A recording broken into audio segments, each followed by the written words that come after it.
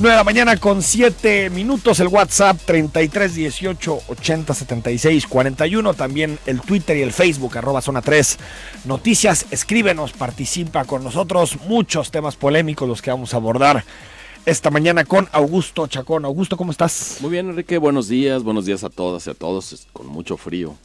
Oye, tú no eres mucho de redes sociales, ¿no, Augusto? No soy nada de redes sociales. Nada de redes sociales. Nada. WhatsApp es una red social. Bueno, WhatsApp sí, pero de ahí en fuera ninguna. Nunca he estado en Facebook, nunca he estado en ninguna otra. A ver, te vamos a tratar de convencer para que te subas a Twitter, o vamos a sacar ahí un fake de Augusto. Por ahí anda alguno, pero además entiendo que son muy violentos. ¿Tú qué opinas? Son muy violentas, sobre todo en esta época, son violentísimas. Ya no dejas a gusto a nadie. Pero fíjate que un tema que paralizó ayer las redes sociales, Augusto, es pues el juicio al Chapo Guzmán. El abogado Jerry Lickman, el abogado del Chapo, apuntó altísimo. Dijo: aquí quien recibió sobornos, dinero, recursos de parte del Mayo Zambada son Felipe Calderón y Enrique Peña Nieto. Y el debate en las redes sociales es: ¿debemos darle credibilidad a las declaraciones del abogado de un capo? En teoría no, pero para el espíritu mexicano y para lo que hemos vivido estos años es un dato que le viene bien a la historia. Es decir, esta entronización de la violencia, del crimen organizado que parece no tener fin y hacia el que los sucesivos gobiernos, no solo el de Felipe Calderón ni Enrique Peña Nieto, han un poco mirado de lado. No se ha visto en verdad una guerra frontal, si recuperamos el término de Felipe Calderón. Y entonces es en ese sentido que le viene bien a la historia. Me parece que más de hacerle caso o no, tomarlo como la verdad, lo que sí invita es a investigar. Me parece que sobornar a un presidente de la República no es poco dinero, y ese no poco dinero es difícil de ocultar cómo se mueva. Y si alguien tiene estudiado cómo se mueven esas grandes cantidades de dinero, son los servicios de inteligencia de Estados Unidos. Así que esto invitaría a ver si es verdad o no. Me parece que el abogado, como dices tú, apuesta altísimo. Si se destruye esa versión, pues en realidad pierde fundamento su defensa, porque lo que está diciendo el Chapo: yo no soy el mero mero es el Mayo. Exacto, que incluye, ese es el argumento. Que incluye sobornar presidentes de la República. Incluso dice, hay que recordar que todos los juicios comienzan con un alegato inicial, en donde de alguna forma el abogado lo que hace, Augusto, es presentar pues sus principales opiniones sobre el caso, por dónde se van a defender y cuáles son sus primeras valoraciones sobre las acusaciones que se hacen en contra de su cliente, en este caso el Chapo Guzmán. Y dice esto de Felipe Calderón y Enrique Peña Nieto, pero al mismo tiempo dice que el Chapo era un miembro de rango medio del cártel de Sinaloa, de rango medio, y que en el pacto que hacen los gobiernos de Calderón y Peña con el Mayo Zambada, pues de alguna forma colocan al Chapo Guzmán como un chivo expiatorio. Ya hemos escuchado esto del chivo expiatorio en México. Es lo que de pronto no me parece muy creíble de la argumentación del abogado, pensar que el Chapo no tomaba decisiones, era así como el mandadero del Mayo Zambada. Pues es difícil de sostener, ¿no? Tendríamos que entrevistar a la revista Forbes, que incluso lo nombró uno de los hombres más ricos del mundo. Sí. Si era como dice su abogado, de nivel medio, era de rango medio, pero se queda con la lana. ¿De qué nivel están los que no son de rango medio? Es un argumento de la defensa que, como bien dijiste en tu editorial inicial, no tiene consecuencias por ser justamente el alegato. A partir de ahora sí, todo lo que diga en Estados Unidos se pena mucho la mentira en un juicio. Sí, la cosa es que él logra lo que busca, distrae, y ya después no necesita volver a mencionar a los presidentes. De eso nos vamos a encargar nosotros, la prensa en Estados Unidos, los chismes por todas partes. Yo lo que considero, Augusto, es que tiene muchos incentivos el Chapo para hablar en este momento. Sí. Porque todos los gringos lo dicen. Hoy leí en el New York Times en la mañana: no hay forma que el Chapo se escape de la cadena perpetua. No hay forma. No, tiene todo para hacerse. Inclusive al gobierno de Estados Unidos le viene bien esto de denominarlo el juicio del siglo, que sea en Nueva York, que tenga toda la visibilidad. Alguien ya está trabajando en la película, ¿no? Por supuesto. Entonces creo que le viene bien a muchos actores políticos. inclusive mencionar a los presidentes aquí le abona, le sigue llevando paladas de capital político al presidente electo, que no necesita más que mirar socarronamente y decir, ya ven, lo que yo les decía, sin necesidad de decir nada más. Es decir, fue un escopetazo que tira perdigones para todas partes y que para algunos puede resultar muy beneficioso. Pero en cuanto a si creerle o no, me parece que de entrada nos ofrece un dato y habría que investigar nada más. Todos tenemos derecho a la presunción de inocencia, en eso está basado el Estado de Derecho.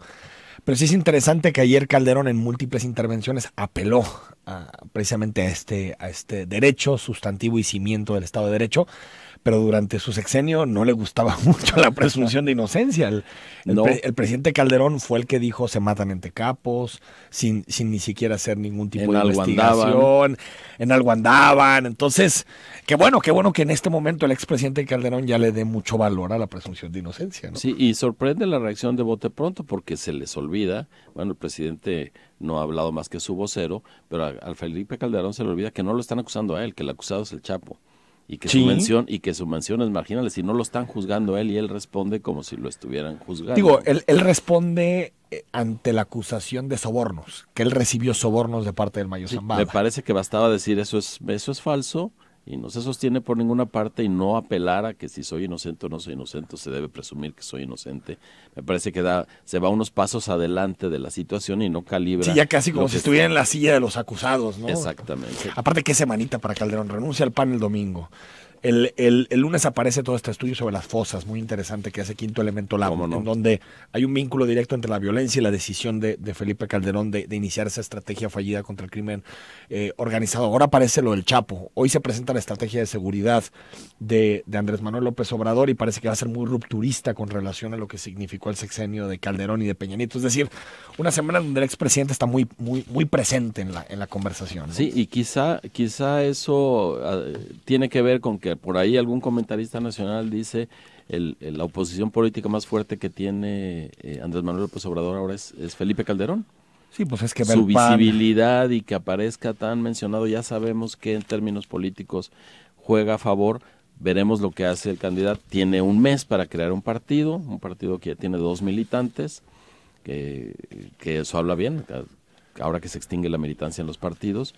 Así que, por un lado, no le va bien en cuanto a los señalamientos, pero al mismo tiempo eso le da impulso para que su proyecto político y el Yo creo que sí es un golpe durísimo, porque la presunción de inocencia, se necesitan pruebas, todo, pero uno lee los comentarios, Sí, en ese sentido golpe dado, ¿no? En ese sentido es que digo, le viene bien a la historia, es decir, abona, pone un ladrillo más a esto, nos parece que así era, esto sospechamos que así funciona, le abona y ya para la opinión pública general, esa que corre en las redes sociales, me parece que el juicio ya está hecho. Sí, y la sentencia es un dictada. Juicio sumarísimo, ¿no? Así es. Augusto, desde el domingo por la tarde pasaron por nuestras tierras más de 6,000, la mayoría centroamericanos que se dirigen a los Estados Unidos en estas famosas caravanas migrantes. No sé qué opines, pero el gobierno del estado desde el principio reaccionó de forma correcta, ¿no? Sí.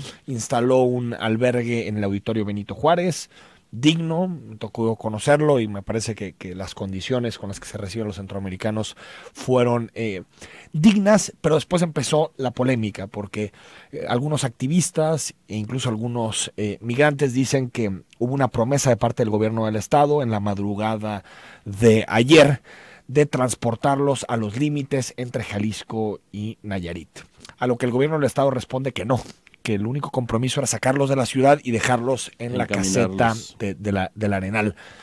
¿Cómo ves toda esta controversia polémica sobre la forma en que el gobierno del estado actuó en este tema? Bueno, no es la primera vez que el actual gobierno presenta esta dicotomía de opiniones, algo que era muy claro, algo que debió haberse acordado con los líderes de la caravana, ellos mismos, estos mismos líderes jóvenes dicen, es que sí nos dijeron que nos iban a llevar y que iba a haber 50 camiones y en la mañana solo había 20. A los límites con Nayarit. A los límites con Nayarit y a final de cuentas los dejan lejos de esos límites. Me parece que era un frente que el gobierno del estado no necesitaba porque justamente había reaccionado bien, había reaccionado como tocaba, recibe a la caravana les da alimentos, espacio para asearse. Médicos, atención psicológica, bastante bien. ¿Y por qué surge esto que alguien ofrece algo y luego no se cumple? O quizá nadie Porque el problema es el ofrecimiento. Pero, claro, el problema. Yo coincido con quien dice, el gobierno del Estado no estaba obligado a ofrecer transporte, ¿no? Pero si lo ofreció e incumplió, sí creo que es un asunto para señalar.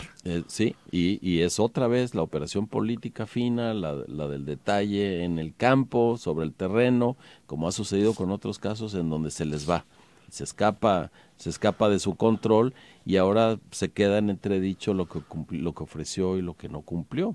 Así que yo escuché ayer al gobernador, lo vi muy sensato diciendo, no, nosotros no ofrecimos eso, ofrecimos encaminarlos. Que hay versiones encontradas, nosotros ya se diluye porque no sería remoto que alguien de su gobierno en verdad hubiera dicho, no se preocupen, vamos a poner camiones, etcétera. Es que hay dos incentivos que se enfrentan o que chocan uno con el otro. El incentivo del gobierno del Estado, que es sacar lo más rápido posible las caravanas de zona metropolitana de Guadalajara y dirigirlos a otro estado, decir, ahí te va el problema.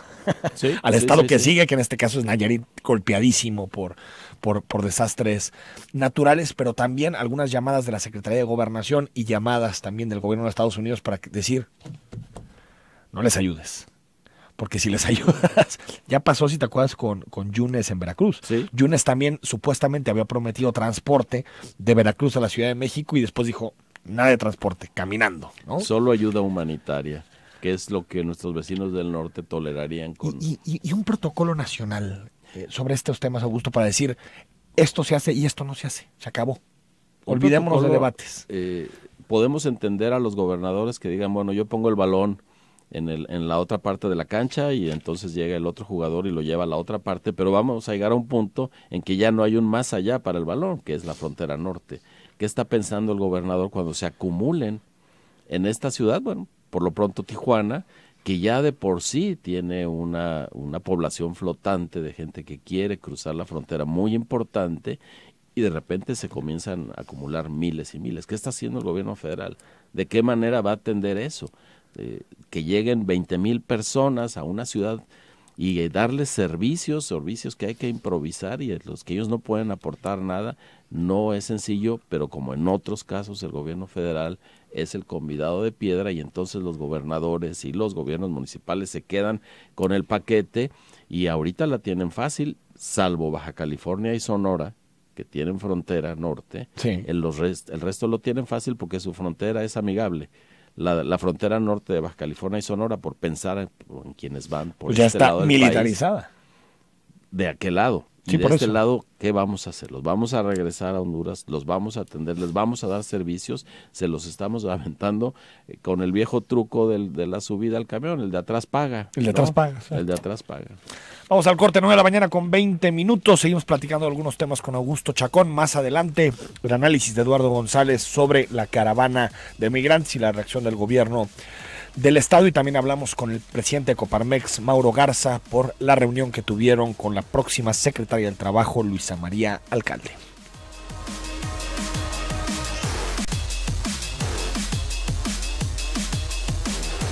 De la mañana con 24 minutos, muchos comentarios, mensajes a través del WhatsApp. En unos minutos más les damos lectura. 33 18 80 76 41. Pues todo parece indicar, Augusto, que la ley de seguridad interior será inconstitucional. Todo parece indicar por los posicionamientos que hicieron en la primera ronda de debate los ministros de la Corte. Ya hay 6 de los 11 que declararon que están por la inconstitucionalidad completa de la ley de seguridad interior. Faltan 2 más. Con 2 más. Pero todo parece indicar que así va a ser, ¿no? Así va a ser. Digo, los argumentos fueron contundentes. A mí me gustó muchísimo y debemos apreciar cómo cambia la percepción de la administración pública del gobierno cuando los que tienen la responsabilidad reflexionan en público, cuando nos dan a conocer lo que están argumentos, pensando. ¿no? El argumento de Saldívar es una Saldívar es un crack del derecho. Es una simulación. Soy fan de él. Nos están engañando a la Constitución, es una ley de seguridad pública, no de seguridad interior, quieren, golpe a la Constitución, le dijo. Quieren ¿no? hacer a un lado la responsabilidad de los gobernantes para pasársela al ejército. Me gustó muchísimo, pero todos los argumentos Sí, con más o menos énfasis. Hubo unos, por ejemplo, Medina Mora decía, es que el Congreso no puede... Esa es otra. Digo, porque era uno de los votos que estaba en duda. Si Medina Mora, por el papel que había tenido, su trayectoria, iba a estar más a favor de lo que dice, de la columna vertebral de la Ley de Seguridad Interior, ¿no? Pues no, ahora resulta que el Congreso no puede legislar en términos, al menos lo que dejan se me hace insinuado, rara, ¿no? lo tendrían que debatir. Solo, Si no, pues, ¿quién legisla? Solo el presidente de la República puede tomar decisiones de seguridad interior porque es el comandante, etcétera. A mí me gustó, qué bueno que se echara atrás esa Ley de Seguridad Interior. Y toda la pelota para López Obrador. Toda. Porque se va a declarar inconstitucional, pero sí van a pedir que se legisle sobre la materia. Entonces ahora el saque, por cierto, hoy se presenta la Estrategia de Seguridad, Nacional de Seguridad. Ahí debe de venir ya un primer saque de qué piensa López Obrador en este tema, ¿no? Yo creo que algo debieron haber movido, porque en la estrategia que al menos ha delineado López Obrador, las Fuerzas Armadas seguían jugando un papel central. Que 3 años, decían. Y lo que dicen los ministros es justamente eso, que está bien si es de entrada y salida, pero no como un trabajo permanente. Y eso tendrá que ver con la estrategia. Me parece que le viene bien también a las Fuerzas Armadas, que lo que pedía Cienfuegos y pidió durante los últimos 2 años era que se clarificara su función, que se dijera qué podían o no. Sí, porque a veces parece que el ejército está encaprichado en seguir en la calle, ¿no? No. Las cúpulas del ejército han dicho durante mucho tiempo, ya no queremos estar ahí, ya no queremos ejercer esa labor. Para eso. Pero de lo que yo... Y se han desgastado, ¿no, Augusto? Con la gente. Por supuesto. Violaciones de derechos humanos, la talla, todo. Claro. Pero lo que yo sobre todo rescato es que nos hace voltear a ver otra vez a los verdaderamente responsables de resolver esto. Los poderes ejecutivos, estatal, federal, los municipios, ellos tienen la absoluta responsabilidad, que podrán ayudarse a las Fuerzas Armadas, sí, pero ojalá ya no escuchemos como en aquel famoso video de Tláhuac de háblenle a los verdes, cuando se puso feo, ¿no? Exacto. Y normalmente, ya debe ser el caballo de batalla de casi todos los gobernantes, háblenle a los verdes, pero no en el sentido de que me ayuden, sino para aventar la pelota más allá. Y no en el sentido de los dólares, ¿no? Sino en el sentido de los militares. Augusto, ayer fue una sesión muy importante en San Lázaro, en la Cámara de Diputados, una sesión muy importante y una actitud, desde mi punto de vista, reprobable de los diputados. Primero, ¿cuántos países conoces tú en donde la bancada del partido mayoritario le cante las mañanitas al presidente electo en la Cámara de Diputados? No.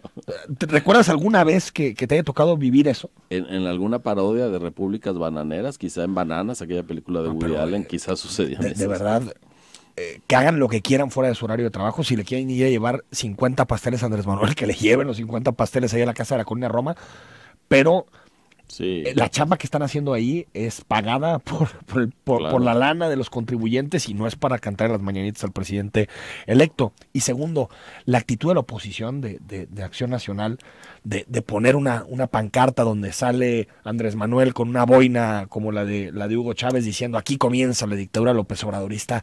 Qué chafa de los dos lados, uno cantando los cumpleaños y el otro.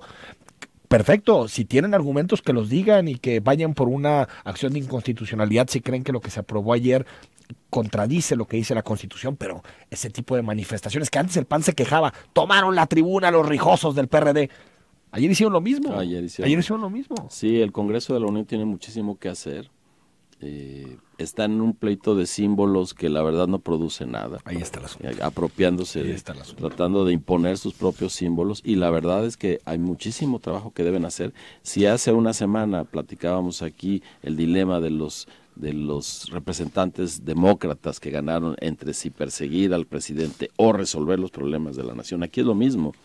Entre construir los símbolos o resolver los ingentes problemas que tenemos. Lo que comentábamos de la Suprema Corte de Justicia es un mensaje directo al Congreso de la Unión. Oye, ponte a pensar seriamente en las instituciones y qué deben hacer para resolver los problemas. Pero siguen jugando, tienen la idea que les prestamos el juguete y que ellos deciden y que además todo está pagado y pueden hacer exactamente lo que quieran. Necesitamos elevar el nivel del debate, ya lo decíamos. Es muy refrescante escuchar a los tomadores de decisión reflexionar en público, reflexionar como lo hace la Suprema Corte, ¿no? Y eso ya no sucede en el Congreso de la Unión, no ha sucedido desde hace muchos años.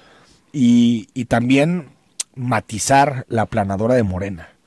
Morena y la izquierda en términos generales históricos se quejaron de los mayoriteos de parte del PRI o del PAN cuando tenían ese tipo de mayorías, pues ahora que actúen con los tiempos legislativos adecuados, que se discuta como debe ser en comisiones, que pase al pleno, que haya tiempo para que quien se oponga a las iniciativas pueda argumentar en tribuna.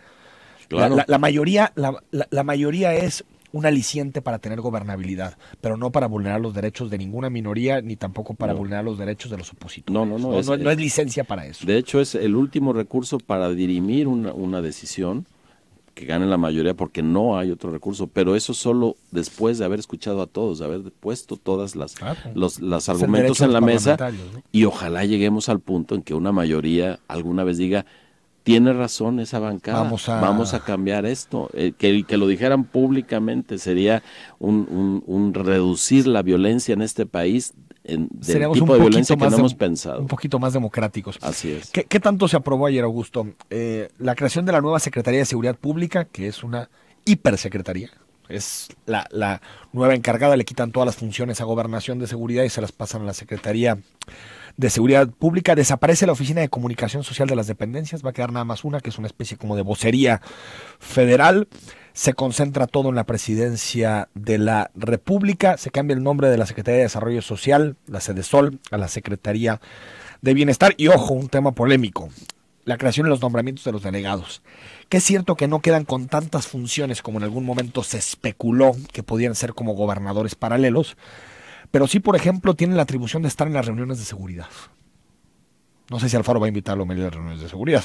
O sea, no creo. La atribución de las reuniones de seguridad federales, porque no podrían designar que imponerle a los estados. Exacto. Eso. Bueno, federales, y se supone que también deberían estar en las de gobiernos estatales. Aunque estoy de acuerdo contigo, contradice el federalismo, ¿no? Así es.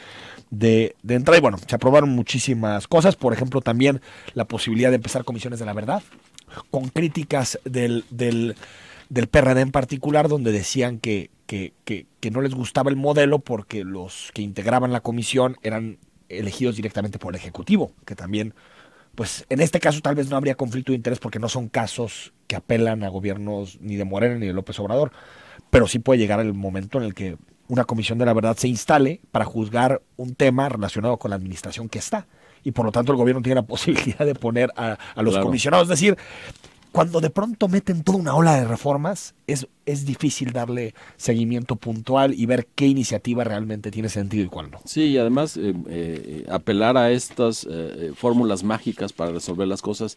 Son importantes las comisiones de la verdad, debemos de crear algunas, pero debemos elegir en qué nos surge como nación decirnos la verdad. No para cualquier Ayotzinapa, cosa. Sí, ¿no? Ayotzinapa, inclusive 68 nos conviene decirnos la verdad. Sí, pero no 50 comisiones, porque no la vamos a pasar. No, porque entonces es otra vez hacer que los responsables de procurar justicia se hagan de la vista gorda, porque al cabo se va a crear una comisión de la verdad. No, necesitamos, así como la persecución de los delitos, fijar políticas muy claras para ver en qué momento sí nos conviene una comisión de la verdad. Por supuesto, lo de Ayotzinapa es urgente inclusive lo de Acteal, que no ha quedado suficientemente aclarado, y que son asuntos de Estado muy importantes, pero no vamos a crear comisiones de la verdad cada que algún funcionario se le antoje no hacer su trabajo. Y bueno, ya antes de despedirte, Augusto, están las preguntas que va a elegir el equipo de López Obrador para la megaconsulta del 24 y 25 de noviembre. Son 10. Se va a preguntar sobre la cobertura gratuita de Internet en todo el país, la atención médica y medicinas a personas que no cuenten con servicios de salud. Yo quiero ver quién vota en contra de eso. Se va a preguntar también si hay que desarrollar el Istmo de Tehuantepec con el tren transístmico. Exactamente. Y lo del apoyo a los jóvenes, 2.6 millones de jóvenes, que por cierto ya viene en el presupuesto, pero se pregunta. También inicia la construcción del Tren Maya el 16 de y diciembre. se va a preguntar, ¿no? ¿Participarás? Pues hay que ver la consulta. Yo creo que sí iré a participar por curiosidad y para que no me cuenten, pero está muy extraño esta manera de consultar, y están quemando una buena estrategia de la democracia, chabacanizándola, volviéndola algo perfectamente intrascendente. Banalizándola, ¿no? Así es. Gracias, Augusto. Al contrario, Enrique, un privilegio como cada miércoles. Buenos días a todas. Gracias. Vamos al corte, hablamos con Eduardo González, especialista en migración, y un poquito más adelante con Mauro Garza, presidente de Coparmex. Ni hay ninguna indicación, y menos apoyo económico. Apoyo humanitario en tema de recibirlos para que puedan tener atención en salud médica, comida, que puedan pernoctar. Cuentan con todos los elementos de manera muy organizada que han tenido a lo largo de su recorrido por la República. 9 de la mañana con 39 minutos. Esto decía ayer Aristóteles Sandoval sobre la supuesta promesa de transporte a los integrantes de la caravana de migrantes que pasaron por nuestra ciudad, más de 6,000 personas, muchos de ellos pernoctaron de domingo a lunes, otros de lunes a martes en nuestra metrópoli, en el Auditorio Benito Juárez, y hay versiones encontradas. Hay quien dice que el gobierno del estado actuó de forma correcta, atinada y de forma humanitaria, y hay también organizaciones como FM4, ya hablamos con María José, que nos decía que esperaban que el gobierno al final cumpliera la promesa de llevarlos a la frontera con Nayarit. Eduardo González es profesor del TEC de Monterrey y especialista en temas migratorios. Eduardo, ¿cómo estás? ¿Qué tal, Enrique? Buenos días, un saludo. Oye, ¿cómo ves esta controversia? Pues yo creo que es una muestra más del doble discurso que pues tienen las autoridades de los tres niveles de gobierno. Creo que no solamente del gobierno estatal, sino también del gobierno federal y de algunos municipales. Por un lado dicen que van a apoyar, que pues se van a dar todas las garantías para que los migrantes puedan transitar con seguridad por nuestro país, y me parece que terminan siendo desbordados por el número de personas. También hay una falta, me parece también genuina, de interés ahí, de interés, perdón, del gobierno por atender de mejor manera a los migrantes, y que pues pareciera que ya están más bien urgidos por que abandonen cada una de las entidades estatales por las que van pasando, y pues que la que sigue se haga cargo de la caravana. Que eso es lo que también sucedió, si recuerdas, Eduardo, en Veracruz. Así es. O sea, parecía que el gobierno, en el caso veracruzano, iba a poner una serie de camiones para llevarlos a la Ciudad de México. Después Yunes puso un video en donde decía que no, que había problemas de agua en la Ciudad de México y que por lo tanto no querían profundizar el problema. Fíjate que mi interpretación es que el gobierno de Estados Unidos está presionando para que no se le den condiciones a los integrantes de la caravana migrante. Sí, o sea, yo creo que sigue habiendo esa presión, aunque sí me parece que después del resultado de las elecciones el martes pasado, creo que bajó la presión porque se dieron cuenta que no fue una moneda que les dio los votos que esperaban, pero de todas maneras la presión desde luego que existe. Ahora, el mismo discurso que mencionas ahorita en Veracruz se genera aquí en Jalisco, y así como Veracruz decía, es que yo ya no puedo poner transporte porque en la Ciudad de México no hay agua, Nayarit, del norte hacia el sur, está diciendo, no me los mandes porque todavía tengo problemas causados por el huracán. Que es cierto, entonces, o sea, el gobierno de Nayarit tiene que atender otras cosas. No tiene lana para esto, ¿no? Desde luego, pero sí me parece que son finalmente pues dinámicas diferentes, harinas diferentes costales, que además necesitarían tener la atención adecuada, tanto las personas que tuvieron problemas por el huracán como los migrantes que van en su paso a Estados Unidos. Y por otro lado, no hay que olvidar que ya hay varios que están prácticamente en la frontera de Sonora con Arizona, esperando solicitar el asilo, y lo dijeron, ni siquiera es interpretación de los que estamos al tanto de la caravana, lo dijeron los migrantes: si no nos dan el asilo, vamos a entrar de manera ilegal, entre comillas. Es decir, esto creo que ya, con presión o sin presión de Trump y con atención o no de los gobiernos estatales en nuestro país y del federal, los migrantes en un par de semanas seguramente ya estará la totalidad de ellos en la frontera, ¿no? Sí. ¿Y qué pasa en la frontera, Eduardo? Es decir, por un lado está quien solicita asilo, que supongo que lo hace de forma legal o por los causas institucionales, y quien no intentará cruzar de forma ilegal, o qué va a pasar con toda esa presión en la frontera. Así es, seguramente se presentará la misma dinámica que se presentó con los haitianos, es decir, tocan a la puerta del CBP en Estados Unidos, solicitan el asilo, en lo que se da el trámite pueden estar pues prácticamente enjaulados en algunos centros de detención en Estados Unidos esperando que se les otorgue o no el asilo. En caso de que lo obtengan, seguramente, como dijo la administración Trump, el 20% aproximadamente sí tendrá acceso al asilo, fundamentalmente mujeres con niños entrarán a Estados Unidos. El resto deben de regresar a México y las opciones son fundamentalmente dos. Una, que se queden en nuestro país como ya lo hicieron miles de haitianos. En Tijuana, ¿no? Todo en Tijuana. Sí. Y la otra es que un tercer país levante la mano diciendo, bueno, pueden venirse acá con nosotros. Sí, la razón por la que los hondureños, sobre todo, están saliendo y es bien argumentada, tiene que ver con la violencia callejera.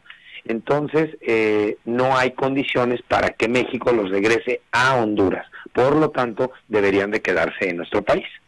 Como fue con los haitianos. El proceso me parece que va a ser prácticamente igual. Oye, pero debe ser nacional, federal, ¿no? Esto de que cada estado haga lo que quiera o decida de acuerdo a este problema, tiene que ser un asunto tratado de forma nacional, ¿no? Sí, estoy totalmente de acuerdo. Es un asunto de política nacional y me preocupa sobremanera pues ya comenzar a escuchar los discursos de la gente que se va a hacer cargo del Instituto Nacional de Migración en el nuevo gobierno, sí, pues diciendo que, solamente lugares comunes, es decir, se les respetarán los derechos humanos, vamos a hacer lo necesario para que el flujo migratorio sea ordenado, pero no hablan nada, absolutamente nada, con respecto a una postura más seria, más firme en relación a las presiones recibidas por Estados Unidos para detener este tipo de flujos migratorios. Eduardo, como siempre, gracias. Un abrazo. Hasta luego, Enrique, un abrazo. Ricardo Brambila, yo traigo un bus y los llevé a Ixtlán del Río.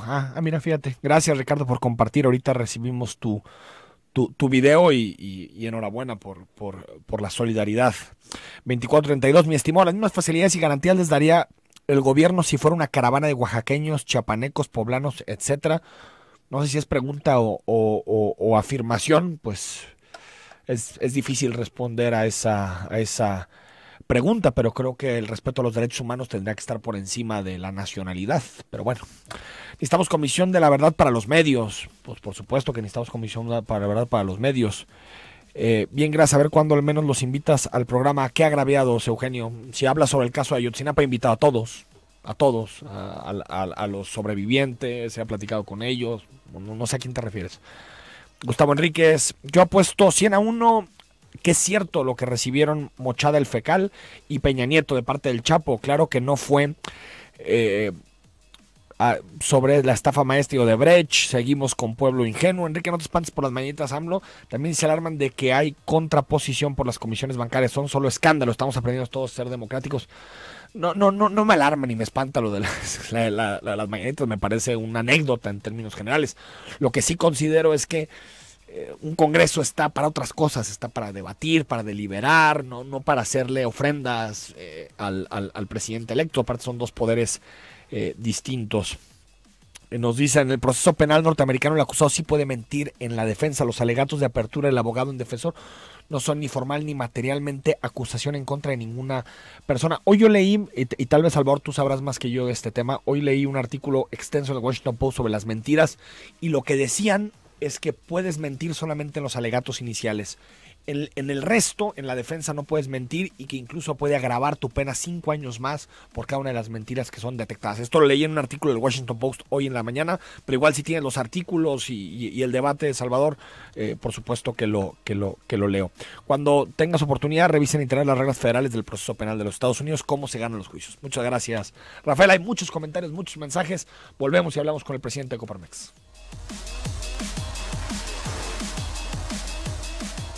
Minutos, ahorita sigo leyendo tus comentarios, mensajes. Gracias por escribirnos esta mañana de miércoles. Ayer estuvo por nuestra ciudad la próxima secretaria del Trabajo. Vete aprendiendo su nombre, se llama Luisa María Alcalde, y se reunió con algunos empresarios en nuestra entidad para hablar de salarios, para hablar de derechos sindicales, para hablar de este programa que tanta discusión ha generado, Jóvenes Construyendo Futuro. Y tenemos a Mauro Garza en la línea telefónica, él es presidente de Coparmex Jalisco, para hablar sobre este encuentro. Mauro, ¿cómo estás? Enrique, qué gusto saludarte, también con mucho gusto saludo a todo tu auditorio.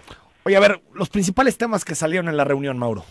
Como bien lo mencionaste, salario mínimo, empezando por ahí salió una propuesta de estas aventuradas que siempre están haciendo ahora los senadores de Morena, de llevar el salario mínimo por decreto a 176 pesos, se escuchó un poco más de prudencia ya de parte de la Secretaría del Trabajo, hablando que sí, es importante, y en Coparmex también siempre lo hemos defendido, que tenemos que elevar el salario mínimo, pero tiene que estar en niveles, como lo señala la línea mínima de bienestar de la Coneval, en 103 pesos, lo cual nosotros estamos a favor, y esperamos que eso se pueda dar en los siguientes días, máximo antes de que termine este año. Entonces, esto también da certidumbre y también habla obviamente, de una nueva propuesta de incremento salarial, pero que esto vaya ligado a la productividad y que se vaya haciendo de manera escalonada y no por decreto de manera inmediata. Que eso es lo que propuso Mauro, en campaña. Luisa María Alcalde estuvo aquí en entrevista y nos decía que estaban de acuerdo en llegar a 176 pesos, pero hasta el final del sexenio. Es correcto, y que puedan darse incrementos graduales en pesos, no en porcentajes, año con año, y en lo cual pues también nosotros desde nuestra institución, y Coparmex ya lo había propuesto, una nueva cultura salarial, que pudiéramos ir también hacia esos niveles. Entonces, ese fue un punto. Sí. El segundo punto, que había mucha inquietud, el famoso convenio 98, exacto, donde se habla del tema de la libertad sindical, que ya existe, hay cierta incertidumbre, porque aunque este convenio se convive con él en varios países, hay países que ha funcionado muy bien, y hay casos terribles, como es el caso de Colombia, donde en una sola empresa existen 5 o 6 sindicatos que ostentan la titularidad de los contratos colectivos, y obviamente pues esto paraliza la operación de las empresas. Aquí se habló que si bien es cierto que pueden convivir distintos sindicatos, solo aquel que tenga la mayoría ostentará la titularidad y será con el que se tenga que elaborar y discutir el contrato anualmente. Entonces eso pues brinda certidumbre, eso lo vemos con un aspecto positivo. Y el tercer punto, y al que se destinó mayor tiempo, inclusive venía acompañada de Horacio Duarte, el próximo subsecretario, sí, para este proyecto, pues es este proyecto para 2.6 millones de jóvenes construyendo el futuro, de los cuales 300,000 serán para becas educativas y 2.3 millones con este apoyo mensual de 3,600 pesos, que representa sin duda alguna el proyecto más ambicioso. Es un proyecto de 110,000 millones de pesos anuales, pues de jóvenes construyendo el futuro, con la intención de que puedan hacer la inclusión, la capacitación, que puedan estar hasta un periodo de un año dentro de las empresas, cosa que nosotros estamos a favor, suscribimos que se tiene que dar, pero que queremos que este proyecto sea claro, sea transparente y que no sea solo un proyecto que tenga fines clientelares. Entonces, de ahí la importancia de que se pueda tener un padrón único de beneficiarios. Ya lo hemos pedido en nuestra institución desde hace mucho tiempo. Según datos de la Coneval, existen hoy más de 200,000 millones de pesos anuales en duplicidad de programas. Entonces, fuimos muy claros con nuestra petición de que sea este programa, y si la Cuarta Transformación habló tanto del tema de la corrupción, pues que realmente pueda ser un proyecto transparente, que se determine perfectamente bien las fechas de inicio, las reglas de operación, con fiscalización, con claro seguimiento de la ejecución que se está dando, para que realmente este proyecto llegue a los jóvenes, que realmente se pueda utilizar y que no sea un proyecto solo con fines clienterales y electorales. Mauro, te dijo uno cómo va a operar, es decir, un chavo, por ejemplo, que se quiere capacitar en alguna área y está buscando... Habló que a partir de este mes y van a empezar a informar dónde serán los puntos donde los jóvenes pueden acudir. Se les van a hacer un examen, un test de habilidades, como también para encontrar cuáles son aquellas áreas donde los jóvenes tienen más afinidad, y también sobre eso pues la importancia también de detectar las necesidades de la empresa, para que un joven que tenga inquietudes en un área de técnica, pues obviamente puede entrar a cuestiones técnicas. Aquel joven que tenga inquietudes en capacitarse en cuestiones administrativas, pues puede entrar a cuestiones administrativas y empezar a dar ese empate entre las inquietudes de los jóvenes y las necesidades de la empresa. Y el gobierno paga su sueldo de alguna forma. El gobierno no genera esto una relación laboral dentro de la empresa. Es directamente el gobierno el que paga el sueldo de esta persona. También asume la responsabilidad en los temas de seguro social. También las prestaciones. También las prestaciones.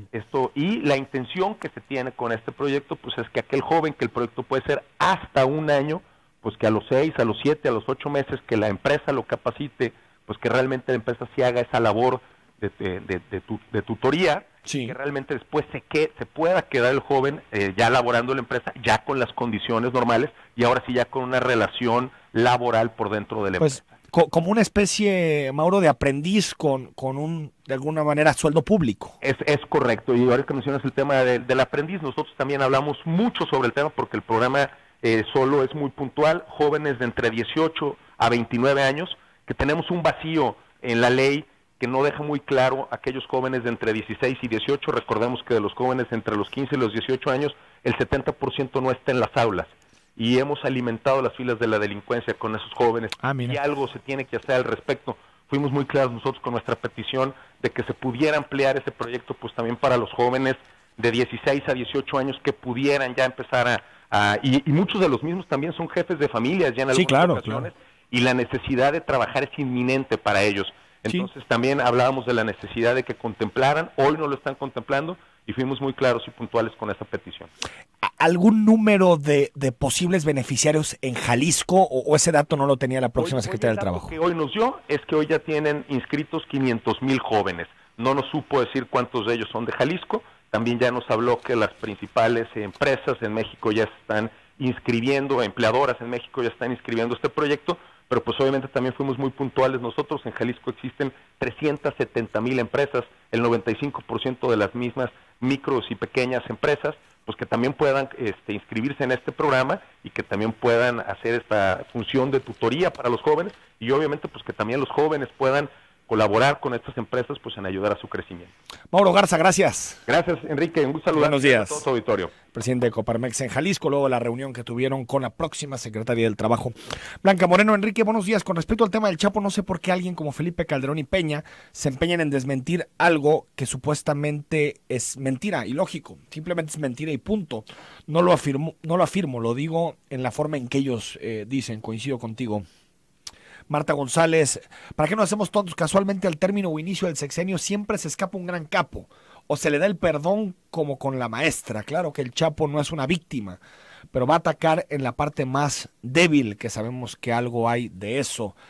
Gracias, Javier Rivera, por la fotografía que nos mandas. Muchas gracias. 0682, independientemente de los derechos humanos, ¿qué interés tiene el gobierno de México en los migrantes realmente? Si ellos saben perfectamente que serán rechazados por el gobierno de Estados Unidos, será rechazado el 80%, el 20% no. Buenos días, mi pregunta es, ¿que al gobierno no tiene la obligación de deportarlos ya que son ilegales? Bueno, la mayoría de ellos entraron, acuérdate, de forma legal a nuestro país.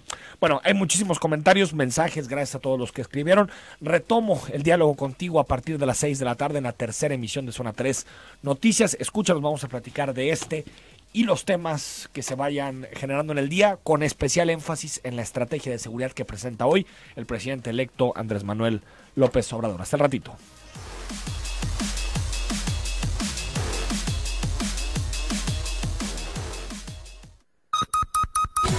La información al momento. Escúchala en Canal Continental de Noticias.